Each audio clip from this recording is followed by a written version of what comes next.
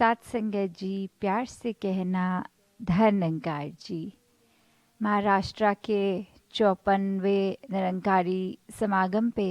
जहाँ हम सब आए हैं और आज ये थर्ड डे के रूप में वर्चुअल स्क्रीनिंग जो सबके घरों तक पहुंच रही है, तो इसमें भी आज हर दिन की तरह भी हमने देखा कैसे हर एक ने स्थिरता के ऊपर ही अपने मन को आधारित करते हुए कि परमात्मा से जुड़कर जो मन की अवस्था स्थिर होती है,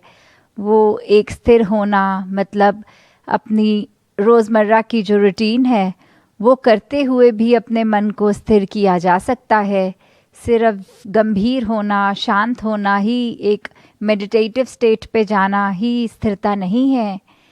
कैसे एक खिलखिलाते हुए बच्चे भी अपनी अगर कोई गेम खेल रहे हैं तो उसमें भी वो चाहे एक चुलबुलापन है, एक वो बालपन का चाहे हट भी आ जाता है, फिर भी कैसे वो एक स्थिरता उस एज से भी आ सकती है कि एक मनों में चाहे वो व्याकुल मन उस बच्चे का, पर फिर भी जो चाहे क्यूरियोसिटी आती है। और ये एक ब्रह्म ज्ञान का पैरामीटर ही वही है कि ये एज बार तो है नहीं, जब जिज्ञासा आई तब ये दात प्राप्त हो सकती है। तो कैसे ये समझ हर एक तक पहुंचनी, जो भी एक रूह है किसी भी उम्र की, उस तक ये ब्रह्म ज्ञान होना और अपने इस विराट स्वरूप को जब जान लिया हमने, तो कैसे फिर एक इसी के एक में खोकर अपनी पहचान भी खुद हो गई। तो जहाँ एक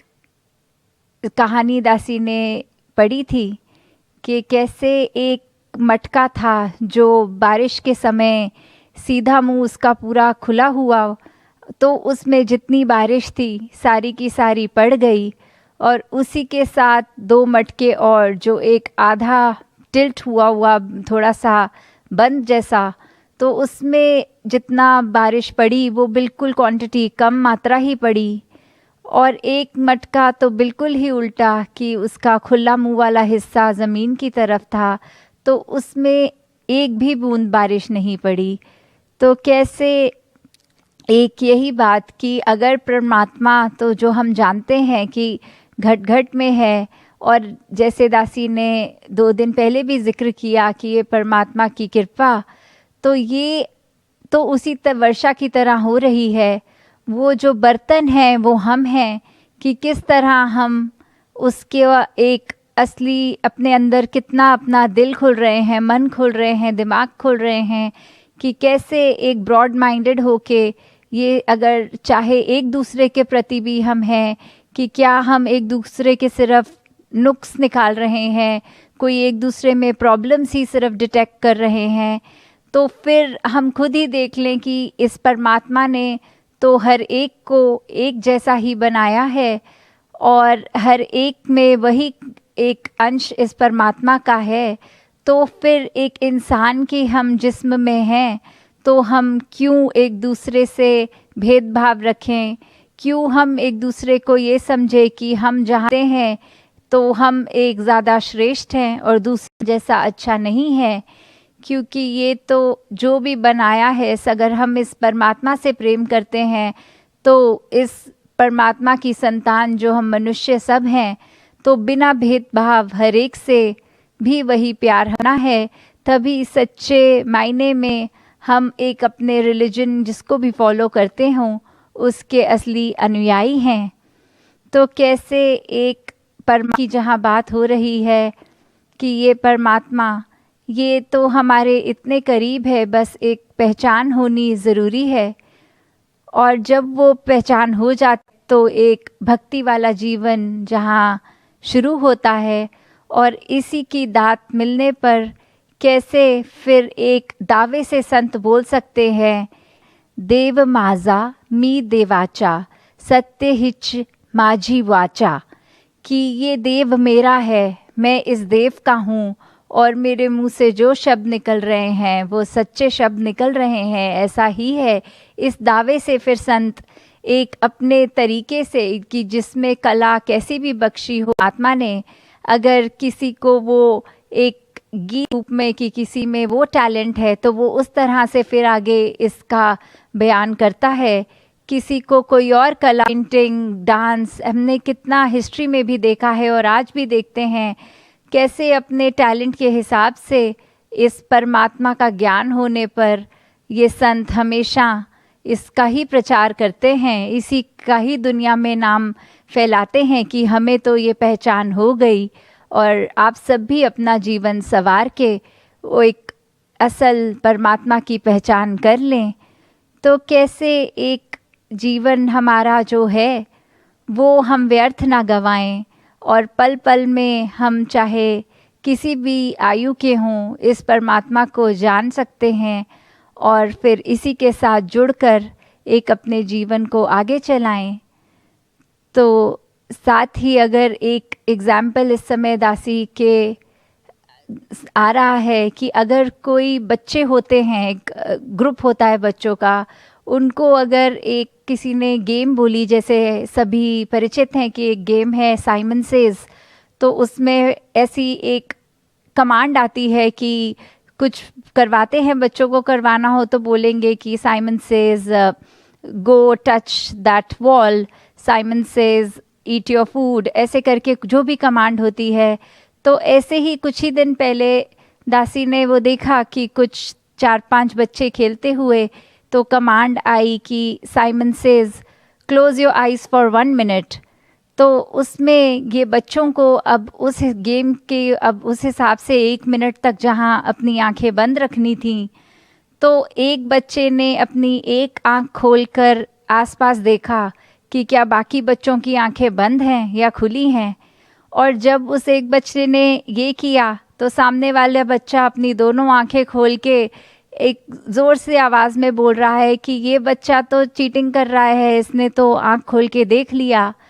और तीसरा बच्चा वहीं साथ बैठा हुआ वो बोला कि फिर अपनी एकदम आंखें खोल के कि आप दोनों ने तो आंखें खोल ली, मैंने तो बंद रखी थी। तो फिर चौथा फिर उसमें बोला कि अरे ये दोनों ने आंख बंद रखी थी, तूने तो खोल ली और अब मैं ये देख रहा हूँ कि सभी की खुली हुई हैं। तो 1 मिनट के अंदर जहाँ एक इंस्ट्रक्शन थी कि सभी बच्चों ने आंखें बंद रखनी हैं, कैसे एक दूसरे का ये कमी निकालते हुए एक ये नुक्स निकाला कि चाहे किया सभी ने वही, पर फिर भी कैसे अपनी वो ना मानते हुए गलती एक दूसरे पे कैसे ब्लेम डाला जाए कि ये इंस्ट्रक्शन के विरुद्ध कर रहा है, जो कहा गया था वैसा नहीं कर रहा। तो कैसे ये मीटर है कि इस परमात्मा पे अपने मन को फोकस रखें, अपना आधार को बनाएंगे तो ही हमारे सब कार्य एक सही मायने में वो कार्य नहीं, वो सेवा बन जाएंगे। वो एक स्वयं के लिए भी हम अपनी ज़िंदगी एक एक छोटी छोटी चीज़ करते हुए वो कार्य की बजाय वो भक्ति बन जाएगी। तो ऐसे ही भक्ति भरा जीवन हर एक के हिस्से आए, ये स्थिरता हर एक के हिस्से आए। तो दासी यही एक अरदास हर एक के लिए कि कैसे एक जो गंभीर रूप नहीं, एक अपने चुलबुलेपन में भी, चाहे वो हम कैसे भी स्थिति में हैं, एक हैप्पीनेस हम देते हुए भी स्थिर हो सकते हैं, कैसे हम नाचते हुए भी स्थिर हो सकते हैं, कैसे हम कोई भी कार्य अपने ऑफिस में, पढ़ाई में, कहीं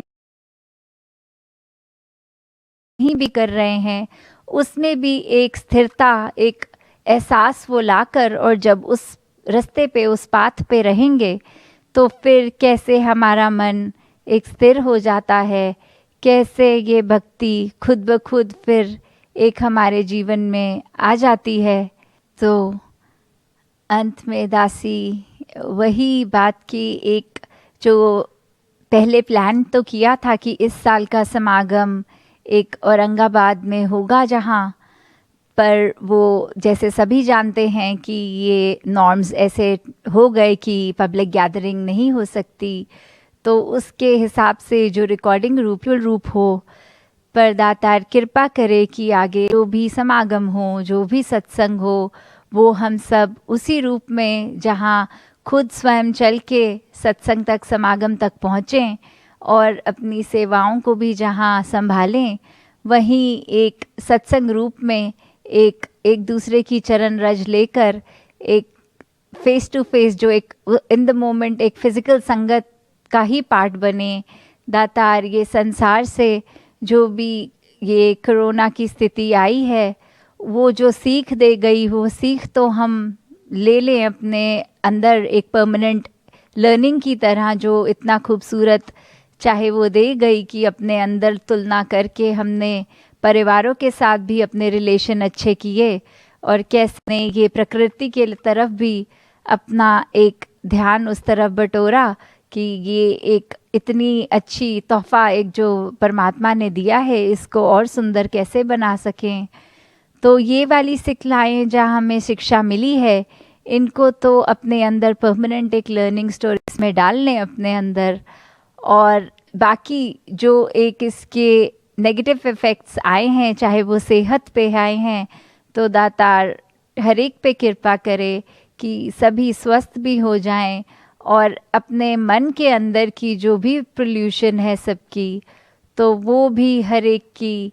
एक चली जाए। जैसे पिछले दिनों भी एक सभी ने देखा कि कैसे 23 फरवरी के दिन जो या तो एक ड्राइव की थी कि वो प्लांट अ ट्री भी कर सकते हैं या अडॉप्ट अ ट्री भी कर सकते हैं, तो पर फैमिली एक अगर ऐसे कर रहे हैं तो उससे एक सिंबॉलिक मीनिंग भी यही जो सद्गुरु बाबा हरदेव सिंह जी महाराज भी हमेशा सिखाते रहे कि कैसे प्रदूषण मन के अंदर हो या बाहर हो दोनों ही हानिकारक हैं।